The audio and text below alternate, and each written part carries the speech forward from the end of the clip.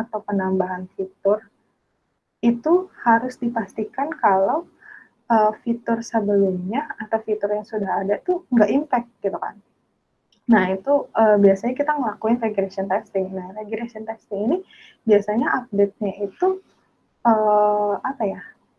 Kalau memang pun ada update-nya itu uh, bisa langsung update di script-nya, dan biasanya regression testing ini selalu dilakukan setiap selesai deployment. Jadi setiap ada deployment kita regression lagi, setiap ada deployment kita regression. Kalau itu coba bayangkan kalau itu dilakukan manual gitu, bosen dong orang ngelakuin hal yang sama terus-terusan, ya nggak sih gitu kan. Terus kayak load test, kayak automation tuh kalau kita ngejalanin automation tuh kita dapat waktunya berapa lama loh ketika itu. Nah, itu juga bisa dipakai untuk referensi load test. Terus performance test. Performance test juga sebentar. Jadi performance test tuh udah sesuai apa belum? So ketika kita klik button A, directnya ke halaman A, itu sudah sesuai apa belum? Atau ketika kita klik button A malah directnya ke halaman B, itu bisa dilakukan oleh automation. Nanti ketika kita jalani script ternyata jalannya seperti itu, nanti pasti akan jadi bug gitu, dan ada di reportnya tertulis gitu, script test case sekian bug gitu. Nah, terus terus kalau kan pasti ada yang mikir, kalau kayak gitu kenapa nggak di automation aja semua? Nggak semuanya bisa di automation. Contohnya yang harus dites lewat manual itu adalah UI. Jadi UI itu contohnya gimana? Kalau misalnya ada button yang nyaru sama background, misalnya warna background sama warna button sama, kalau kita automation itu pasti pas, itu pasti sukses gitu, nggak ada error. Tapi kan sebagai kita yang ngelihat itu kan nggak sesuai gitu, atau kita kan sebagai QA mikirnya nanti kalau misalnya ada yang pengkelihatannya kurang lah atau apa gitu kan, pasti nggak akan kelihatan gitu kan buttonnya di mana, lebih ke gitu. Terus contoh lagi manual itu adalah apa ya, lebih banyak di visual sih kalau manual. Jadi misalnya ada loading page kayak atau ada gambar, itu gambarnya terlalu ke kiri, gambarnya terlalu kanan, atau gambarnya jadi gepeng lah atau apa, itu cuma bisa dites lewat manual gitu, nggak bisa dites lewat automation. Karena kalau misalnya kita tes lewat automation udah pasti sesuai gitu. Karena kayak button aja, setiap button itu pasti punya rata-rata setiap button itu ada ID-nya. Jadi kalau misalnya automation itu biasanya kita ngambil ID-nya, dan ID itu kan unik. Nah, jadi sudah pasti apa ya? Sudah pasti tes, sudah pasti sukses gitu kan. Nah, itu contoh-contoh. Nah, tapi aku juga mau jelasin di sini kayak kenapa kita harus memilah mana yang manual, mana yang automation. Karena gini, ada pro dan kontra, apa ya, ada plus minus juga lah ketika manual. Contohnya kalau manual, minusnya itu lama testingnya pasti lama. Terus kayak ketelitiannya juga pasti kurang gitu kan. Yang namanya kita as a human gitu kan, pasti adalah kayak kelewatan. Ya itu bukan, ya kita nggak bisa nyalahin juga walaupun itu salah kita gitu kan. Tapi yang namanya as a human, kalau disuruh ngetes itu aja kayak aduh bosan banget, aduh kayak males banget, pasti kayak gitu kan. Nah, ketika ada testing yang bisa dilakukan berulang-ulang, itu better dilakukan oleh automation. Nah, tapi kalau misalnya kita pakai automation, itu minusnya adalah cost-nya mahal. Gitu. Walaupun dia efektif dan efisien juga, lebih cepat juga, kita bisa running beberapa test case dalam waktu yang singkat gitu kan. Tapi ya itu, minusnya adalah mahal gitu. Dan juga nggak punya apa ya, human sense gitu loh. Jadi visual juga nggak bisa ketes lewat automation. Itu plus minusnya dari manual sama automation. Terus, nah peran QA itu apa sih gitu. Ini kayaknya udah hampir terakhir deh. Peran QA itu apa sih?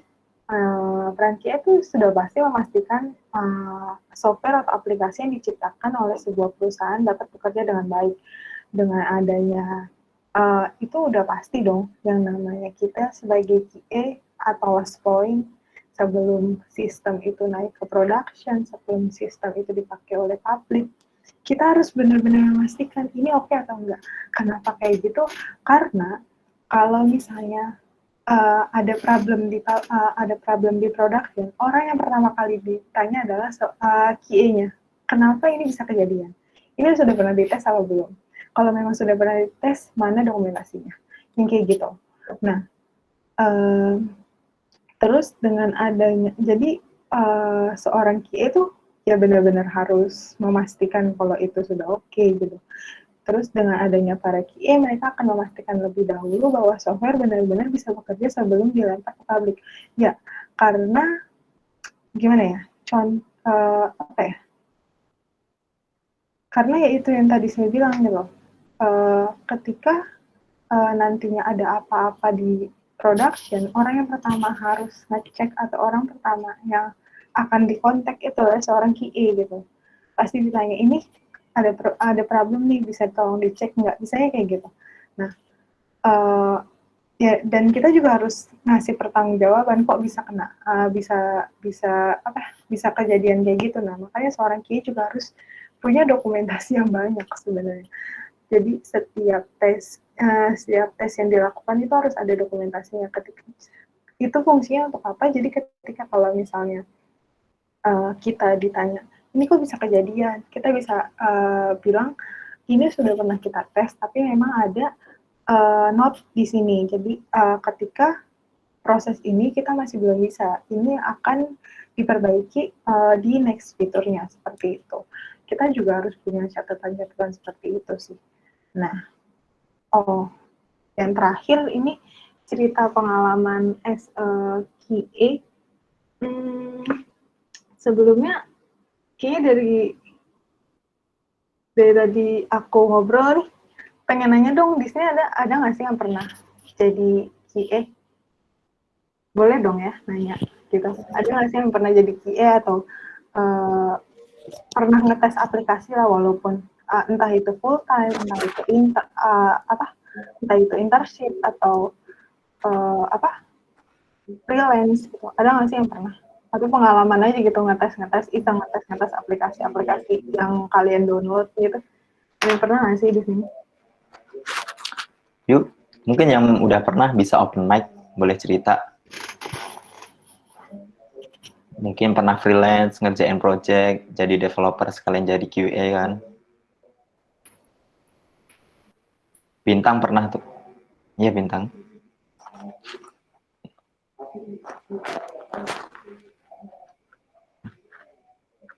Alfian di Fosti mungkin ada lah ngerjain project.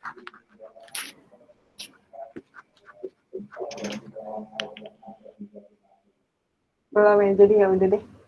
Lanjut aja mungkin ya. Aku cerita pengalamanku dulu kali ya, nanti supaya mungkin yang lain terpancing nih nanti. Jadi awal kayak yang di awal aku pertama kali jadi QA itu akhir 2019, ya Desember 2019. Itu kenapa sih aku jadi QA, kenapa sih enggak jadi yang lain gitu. Sebenarnya ini mungkin jadi masalah cewek-cewek yang ada di jurusan komputer kali ya. Karena waktu aku kuliah kayak aku nih ngerasa insecure gitu. Aku nggak jago di ngoding gitu. Aku ngerasa aku nggak punya passion di situ. Tapi titelku nih Eskom gitu. Kayak kok Eskom nggak bisa ngoding? Pasti banyak banget pertanyaan-pertanyaan kayak gitu. Dan itu jujur buat aku insecure. Tapi setelah lulus, setelah nanya-nanya sama kakak tingkat yang udah kerja gitu, ternyata IT itu nggak melulu soal coding loh, nggak melulu soal lo harus bisa ngoding baru bisa kerja di IT, nggak melulu yang kayak gitu. Jadi Tapi bukan berarti kita nggak bisa. Sebenarnya kita semua ini bukan nggak bisa, cuma apa ya? Lebih ke kita fashion di situ apa enggak. Beda dong ngejalanin suatu pekerjaan yang memang kalian suka sama suatu pekerjaan yang kayaknya aduh gue gak suka nih tapi gue harus ngerjain gitu. Beda dong, itu namanya fashion kan. Nah ketika itu aku lulus, aku bingung nih, aduh mau jadi developer takut gitu kan, nggak bisa nggak jago ngoding juga gitu kan. uh, tapi nggak pengen ilmuku sia-sia nih kayak gitu. Jadi aku coba tanya-tanya sama kakak tingkatku. Kebetulan waktu itu banyak banget yang jadi dia, aku tanya-tanya kerjanya ngapain, dan kebetulan waktu aku kuliah juga aku sempat buat apa ya, aplikasi juga, dan aku tes sendiri gitu. Waktu kuliah pasti pernah dong belajar white box test white box black box testing. Nah itu termasuk dalam bagian dari QA loh gitu. Nah berbekalkan itu terus akhirnya aku daftar kerja, akhirnya kerja, dan benar-benar kebuka gitu. Benar-benar apa ya, yang namanya IT tuh nggak melulu lo harus bisa ngoding, nggak melulu lo harus jago ngoding gitu. Yang penting kita tahu konsepnya, kita tahu dasarnya, kita bisa gitu sebenarnya. Nah, bukan berarti aku di sini bilang QA tuh nggak bisa ngoding juga nggak apa-apa gitu. Bukan berarti kayak gitu, tapi kita sebagai orang IT kan pasti udah punya dasarnya ya, dasar programmingnya seperti apa. Jadi bukan berarti karena yang nantinya akan mendevelop itu tuh bukan bukan kita seorang QA, tapi seorang developer sendiri gitu. Yang namanya di perusahaan nantinya seorang QA punya tanggung jawabnya masing-masing. Seorang developer tanggung jawabnya apa, QA tanggung jawabnya apa, analis tanggung jawabnya apa. Gak mungkin dong analis ngelakuin dev. Kalau kayak gitu kalian kayak bisa ngomong sama perusahaannya, ini gue ngerjain analisis sekalian developer, berarti gaji gue 2 dong, gitu. Bisa kayak gitu dong kan judulnya. Nah, jadi kalau apa ya, kalau kerja, kalau nanti sudah di dunia kerja itu udah pasti apa ya, kayak ya udah kita kita punya tugasnya masing-masing gitu. Kita mengerjakan tugasnya masing-masing gitu. Jadi dan di dalam satu sistem, gak mungkin kalian ngerjain sendiri juga, gak mungkin kalian analisis, gak mungkin kalian yang ngelakuin developer juga, gak mungkin kalian ngelakuin tes juga. Mungkin ada beberapa dan itu tergantung balik lagi perusahaannya gitu kan. Terus waktu itu pengalaman jadi QA, oh ya waktu itu aku ditempatkan di salah satu perusahaan korporat ternama lah di Indonesia gitu. Waktu itu aku ditempatkan di divisi penjualan mobil. Kalau kalian tahu penjualan mobil di Astra itu kan ada banyak ya. Kayak Toyota, Daihatsu, terus ada lagi Yudi Truck. Itu punya Astra. Kayak kalian suka ngeliat truk Hino itu cabangnya itu under Astra. Terus kayak apa lagi ya? Pusho, mobil dari Itali, terus kayak BMW juga termasuk cabangnya itu ada yang under Astra gitu. Nah, waktu itu aku ditempatkan di penjualan mobil gitu, divisi penjualan mobil. Nah, kita tuh tugasnya ngapain? Kita itu tugasnya buat sistem untuk penjualan mobil yang dipakai di cabang-cabang gitu. Jadi kita bikin sistemnya dari awal, dari mulai SPK kebentuk dari orang mau nih, gue mau beli mobil nih kayak gitu, dari mulai kayak gitu sampai mobilnya nyampe ke mereka, sampai apa BPKB STNK-nya selesai, itu kita buatin satu sistem ya, dan itu banyak banget pastinya, ditambah belum lagi Astra ada Toyota, ada Daihatsu, ada macam-macam gitu kan. Nah, jadi ngerasa apa ya, terchallenge juga sih karena waktu itu fresh graduate belum tahu apa-apa, terus dicemplungin ke situ, dan akhirnya banyak belajar juga gitu. Oh ternyata kayak gini. Waktu awal-awal tuh jujur struggle juga, sering banget curhat sama teman-teman yang lain. Ini cara bikin ini kayak gimana gitu. Banyak nanya juga, belajar kayaknya waktu itu malah kayak aku nanya-nanya terus gitu. Ini udah bener apa belum gitu.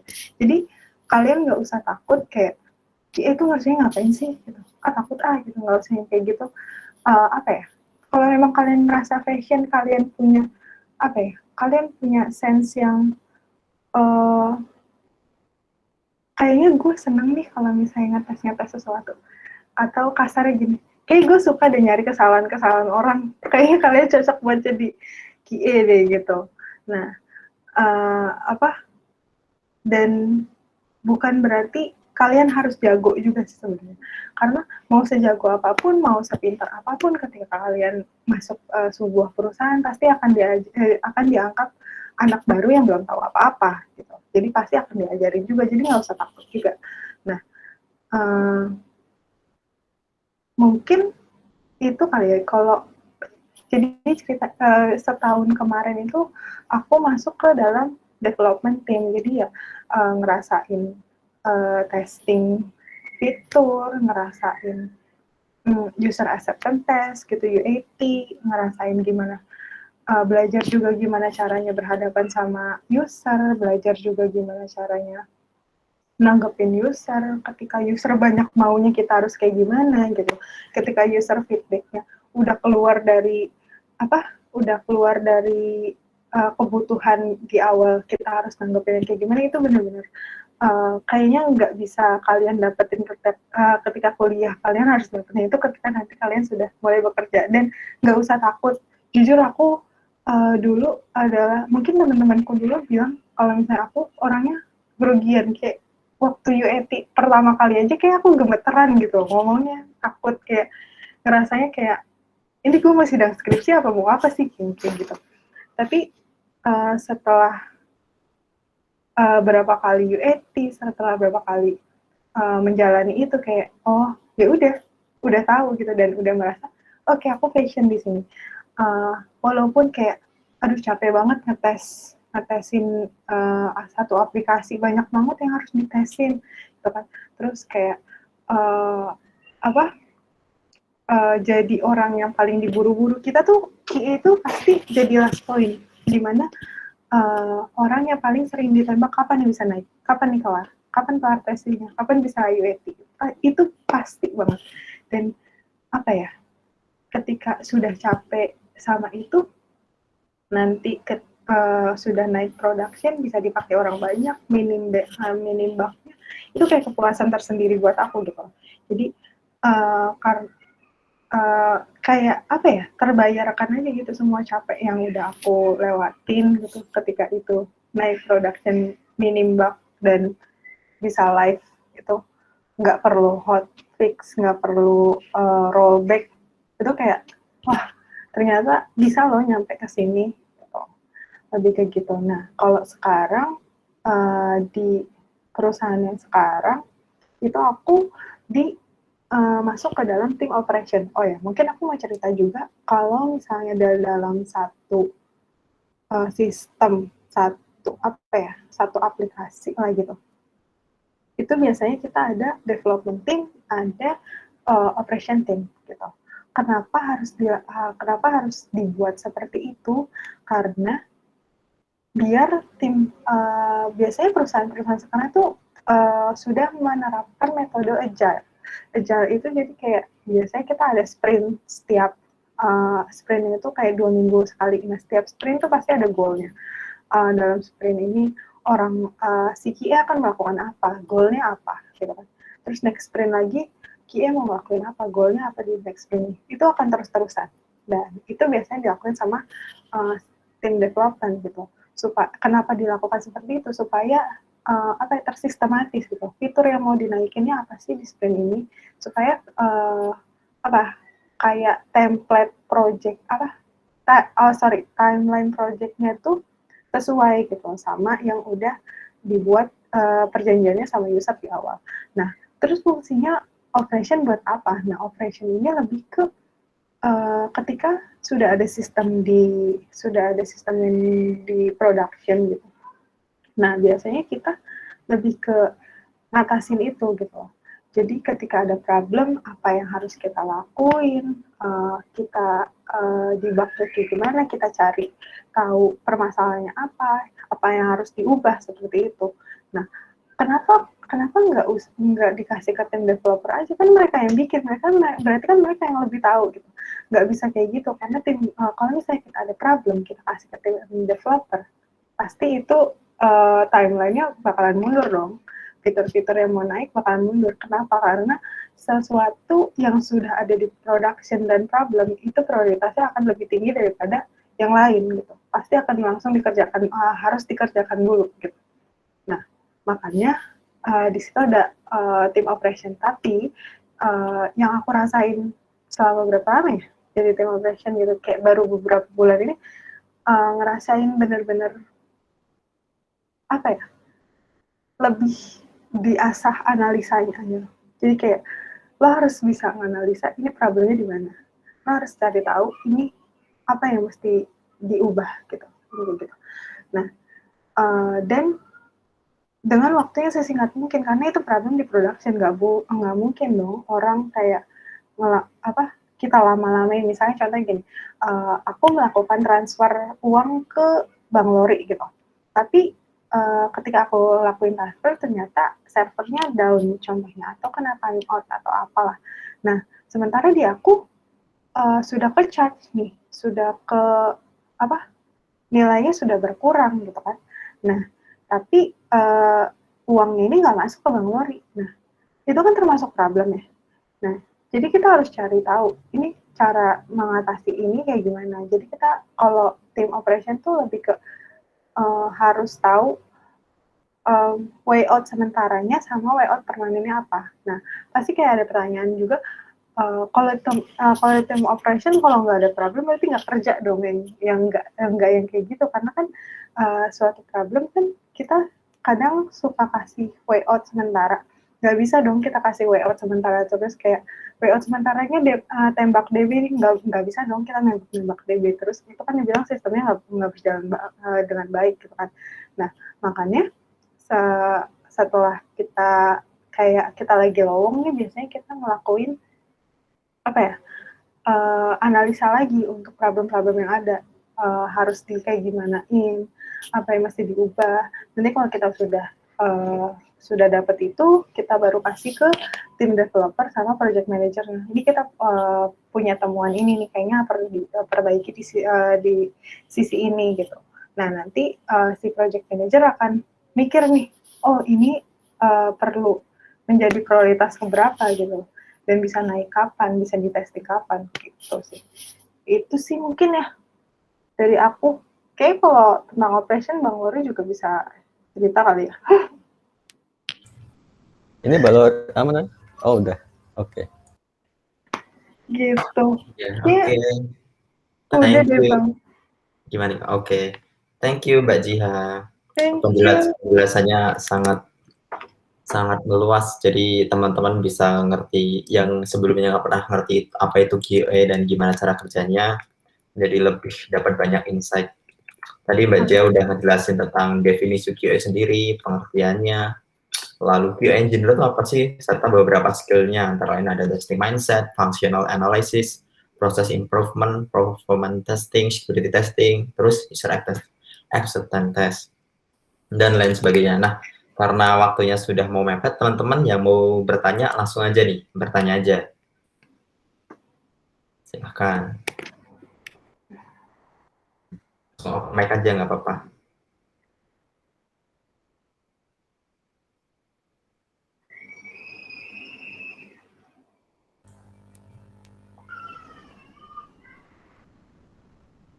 Halo?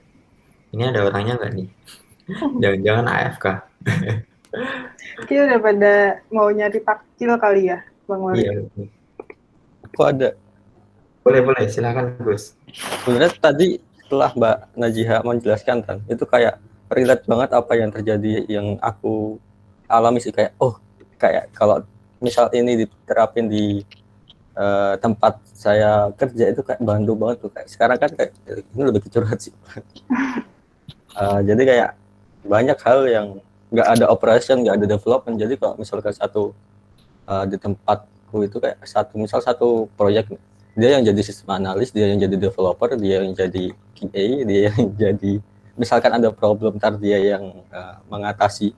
Jadi misal ada proyek baru, misal terus di tengah-tengah dia ada masalah di proyek yang lama, dia juga yang handle. Jadi kayak wah gila, itu stres banget kalau orangnya itu kayak wah perlu banget nih, perlu yang namanya QA, perlu yang namanya sistem analis dan lain-lain. Nah terus soal masuk ke QA-nya Mbak, itu kayak aku ada pertanyaan banyak sih sebenarnya, ada 9. Waduh, waduh. Tapi kayaknya Itu kebanyakan. pertanyaan atau kuis? Boleh, Oke. boleh. Satu Boleh, dulu lah, gimana nih? Gus. Oke, mungkin ntar yang lain ya. Mungkin dari aku satu dulu, mungkin yang dari basic dulu. Nah, ini mungkin yang ditanyakan banyak orang juga. Jadi, gimana sih Mbak tesnya? Atau misalkan aku nggak tahu QA. Nah, terus aku tiba-tiba pengen masuk tes QA. Nah, itu yang perlu tak siapin apa aja? Terus dapatnya persiapannya itu di mana? Gitu. Itu sih. Satu. Itu mungkin interview kerja ya, dalam artian tes Iya. tadi, Gus. Oke. Gitu Mbak Cia. Oke, jadi waktu itu interview kerjanya gimana sih? Ini berarti aku ceritain waktu aku pertama kali fresh grad kali ya, pertama kali nyemplung lah di QA ini. Terus,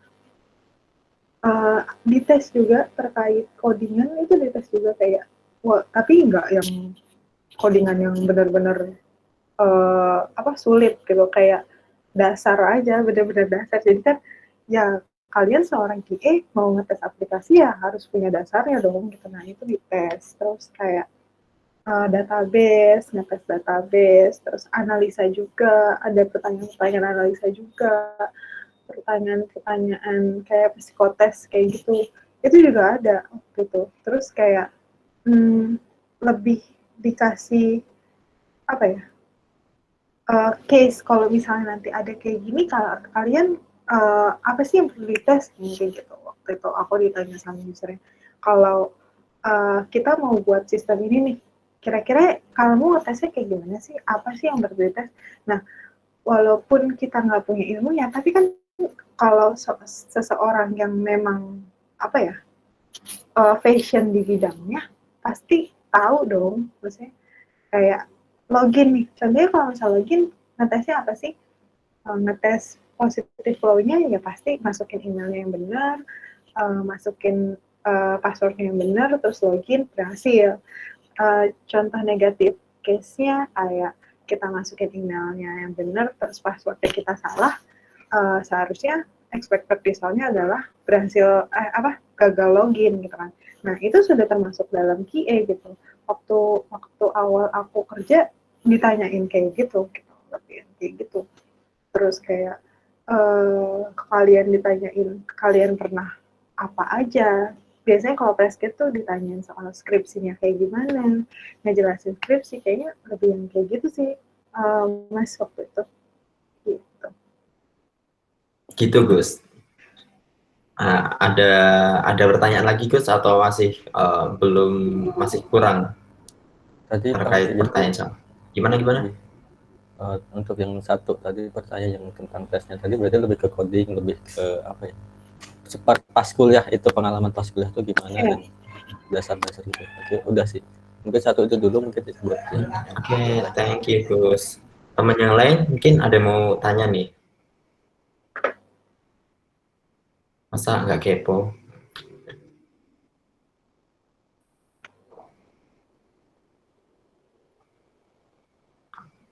Selfie Wildan mungkin mau nanya.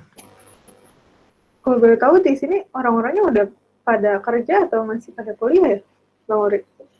Ini ada yang masih kuliah, ada yang sudah kerja juga, Mbak.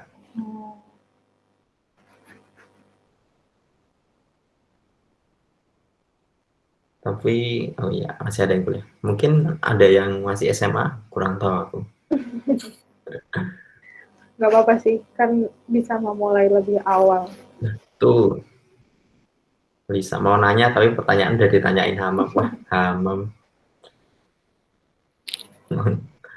Nggak apa-apa Lisa, pertanyaan yang lain. Atau pertanyaannya Hamam dibagi ke 8 orang lainnya tuh.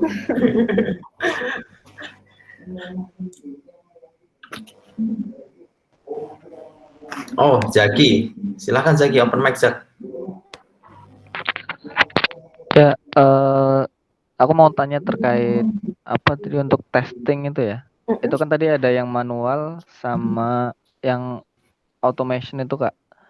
Nah untuk yang manual itu kan biasanya kita testingnya itu secara manual itu ya ngetes satu-satu gitu kan ya.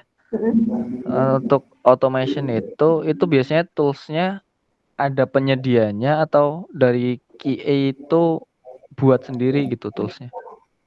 Oh, oke.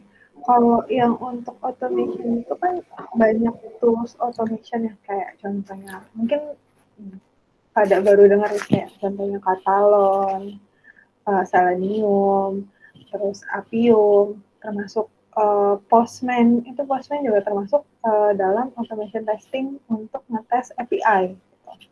Nah, biasanya tergantung dari perusahaannya masing-masing gitu. Kadang dibalikin lagi sama aplikasi yang dipunya gitu. Mereka butuhnya apa, nanti akan disesuaikan lagi gitu.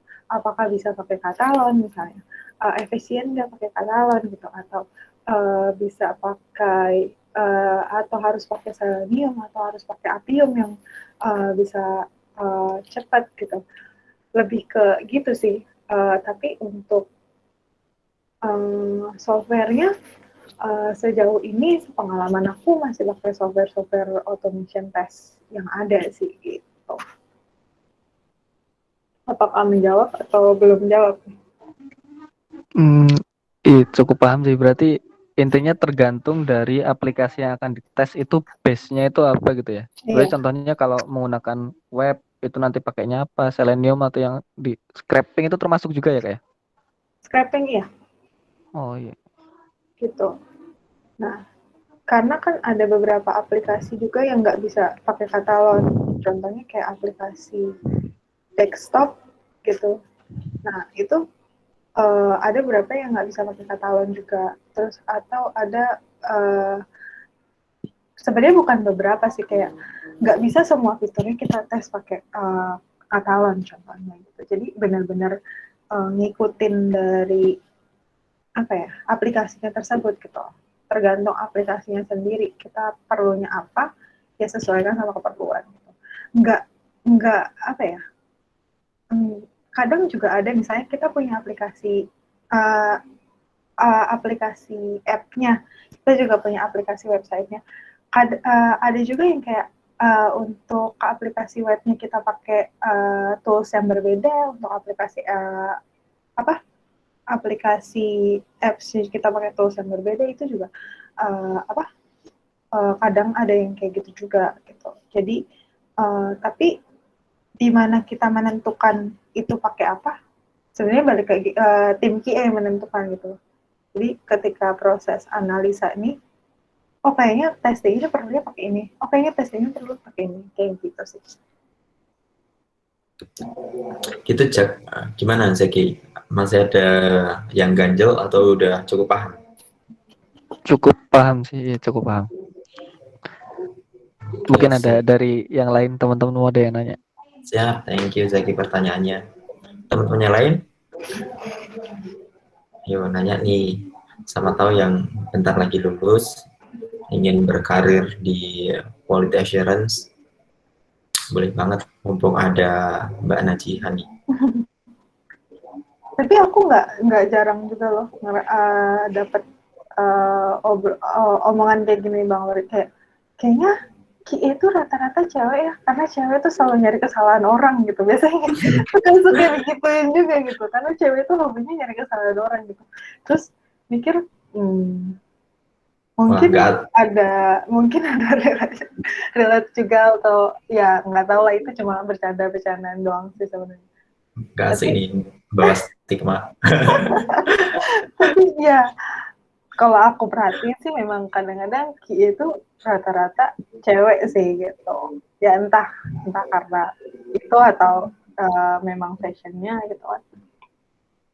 Tapi nggak menutup kemungkinan untuk yang cowok juga ya jadi QA. Ya nggak menutup kemungkinan untuk yang cowok juga. Karena yang tadi aku bilang gitu kan, QA itu kan ada yang automation gitu. Nah, QA automation tuh kita juga ada ngodingnya loh, walaupun ngodingnya tuh nggak kayak kita bikin nggak sekompleks kita bikin web, nggak sekompleks kita bikin apps gitu.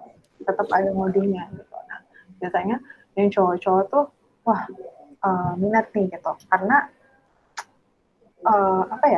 pekerjaan sekarang juga kayak QA lagi hype banget nih, apalagi automation nih lagi dicari banget di mana-mana gitu, peluangnya banyak banget. Jadi please buat teman-teman yang memang rasa fashionnya punya sense of quality assurance, yang punya yang ngerasa pengen aplikasi itu harus sesuai dengan kebutuhannya gitu, please deh cobain jadi QA, belajar dari QA. Banyak banget kan sekarang kayak online course, tes online, termasuk discuss seperti ini juga yang bisa bikin kalian terbuka gitu.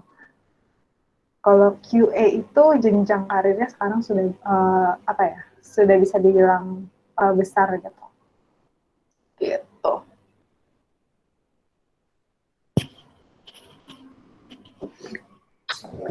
Mungkin teman-teman yang ini tadi yang nanya baru cowok semua nih, yang cewek belum nih. Ada Selfie, Pasya, Lisa, Zikrina, Bintang laki-laki.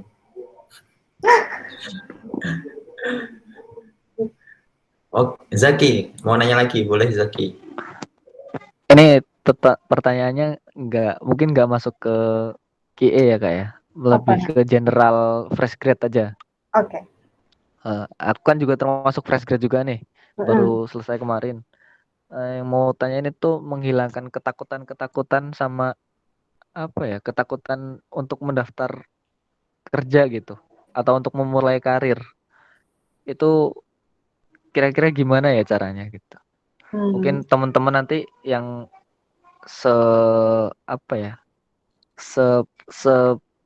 yang serasa lah sama gitu rasanya, punya ketakutan untuk memulai karir, untuk mendaftar kerja, atau untuk mungkin memulai bisnis sendiri, atau untuk itulah untuk kalau yang developer ya ingin develop sendiri, itu gimana caranya gitu. Atau mungkin selain Kak Jiha bisa teman-teman yang udah bekerja juga memberikan saran seperti itu. Oke. Kalau aku jujur, aku orangnya itu takutan banget, insecure banget. Waktu itu ketika baru lulus juga sama, takut banget gitu. Takut mau daftar ini, takut nggak sesuai gitu, takut nanti dikasih kerjaan nggak bisa ngerjain, takut yang kayak gitu kan.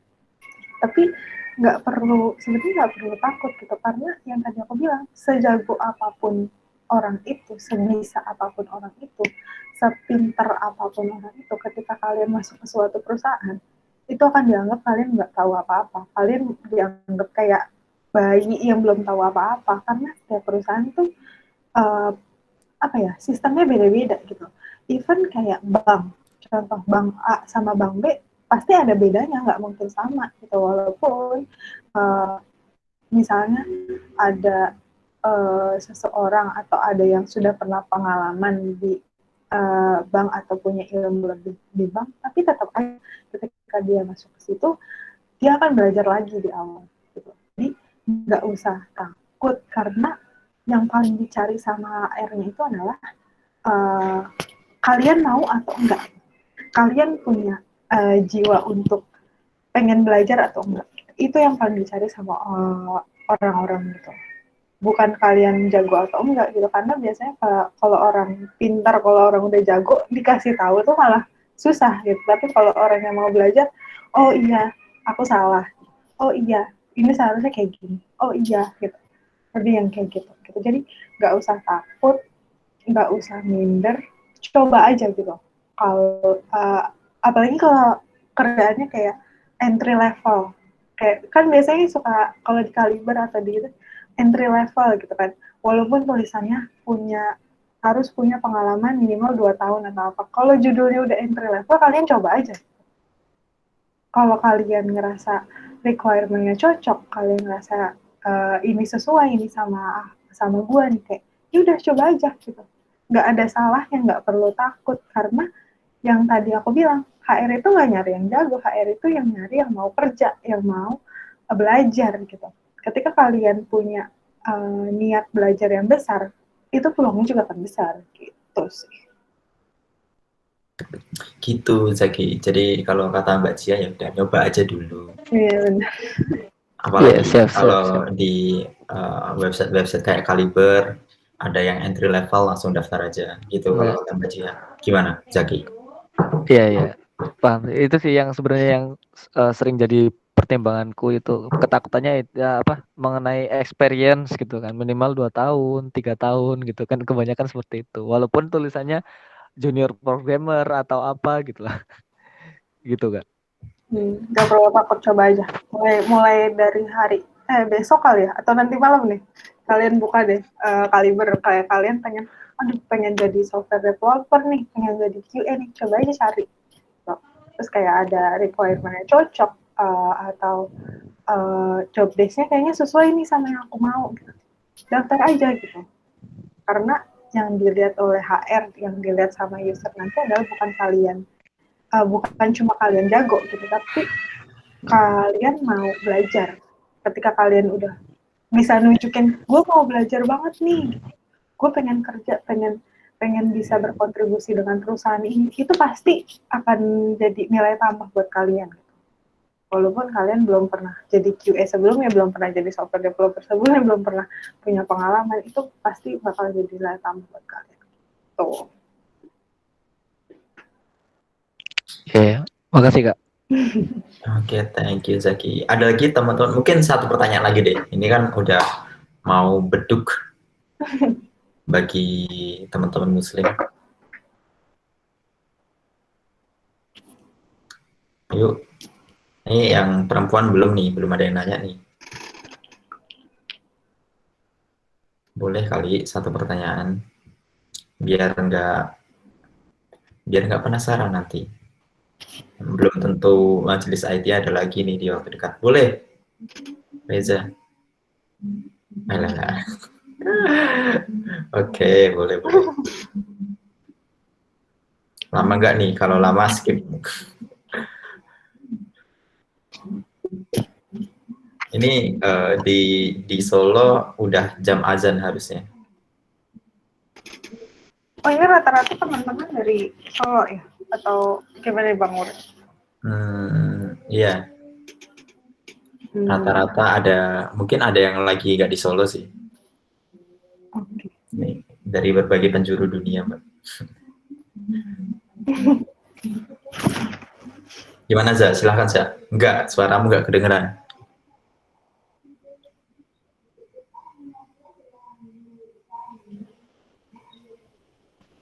Oke, boleh.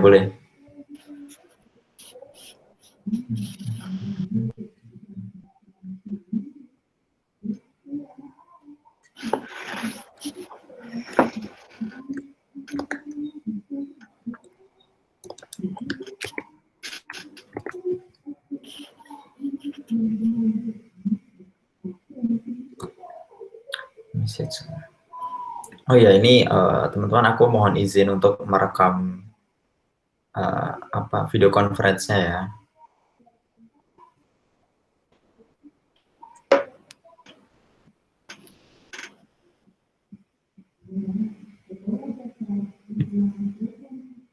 Mungkin teman-teman yang sedang berada di daerah timur boleh berbuka dulu atau membatalkan puasanya dengan bergosip mungkin.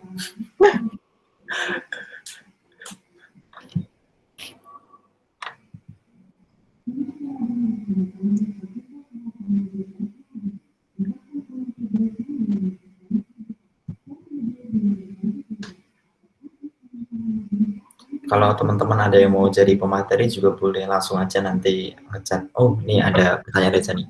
Jadi kata Reza, pertanyaan Reza. Jadi semisal aku belum ada pengetahuan banyak tentang QA, terus kemampuan coding bisa dibilang rendah. Kira-kira masih ada peluang untuk bisa jadi QA nggak ya? Itu Mbak kata Reza. Aku bantu jawab ya. Masih banget gitu. Karena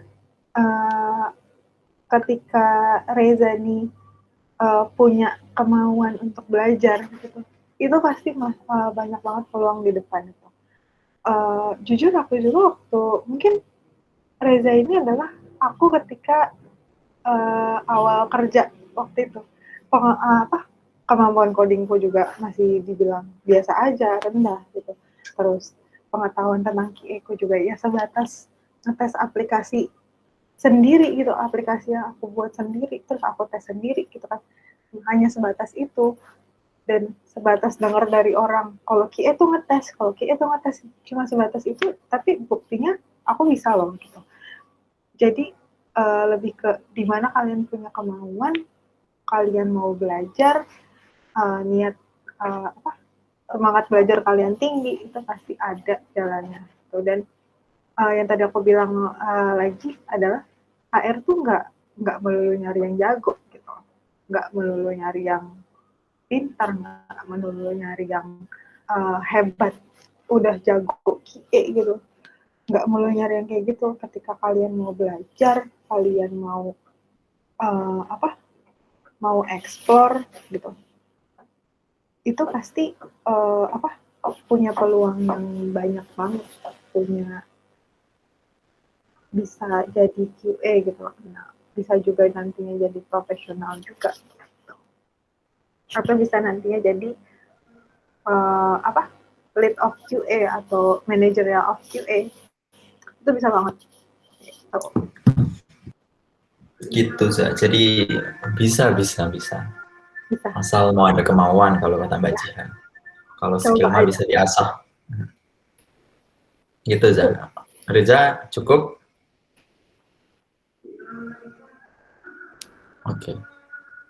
Oke, terima kasih banyak. Sama-sama, Reza. Teman-teman, mungkin untuk kegiatan kali ini bisa kita cukupkan dulu ya, karena kita udah sekitar 1 jam lebih nih. Nggak apa-apa ya, sudah kita cukupkan aja ya, Gus. Oke, mungkin begitu aja untuk rekapan materinya. QA itu kalau yang tadi adalah seseorang yang melakukan pengujian terhadap suatu sistem, dalam hal ini dalam suatu produk, dalam hal ini sistem atau aplikasi.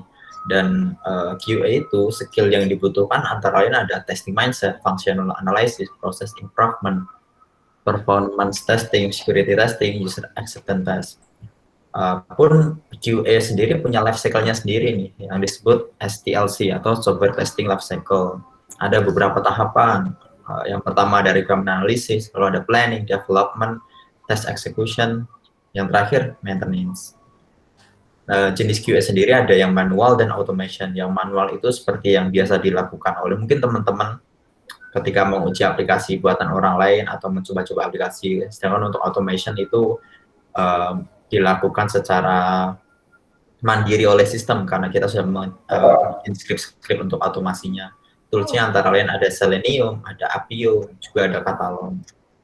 Dan peran seorang QA itu tentu sangat penting untuk menjaga kualitas produk sebelum nantinya produk diedarkan ke pabrik. Nah, mungkin itu aja dari Mbak Jiha. Mungkin ada yang mau disampaikan dulu sebelum dicukupkan? Apa ya? Aku mau ucapin makasih sih buat teman-teman semuanya, termasuk juga buat Bang Lori udah mempertemukan aku dengan majelis IT ini gitu. Bisa sharing ilmuku yang baru sedikit ini ke teman-teman yang masih takut nih buat mau terjun ke QA.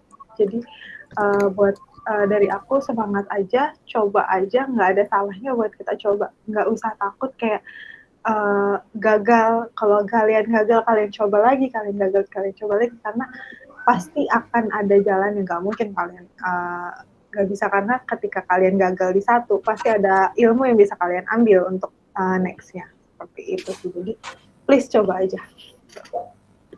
Oke, Thank you. thank you Mbak Jiha. Keren, mantap Thank jiwanya. you. Oke, thank you Mbak Jiha. Thank you juga teman-teman. Untuk seterusnya saya serahkan ke Hamam. Silakan Hamam. Oke, sikat saja ya.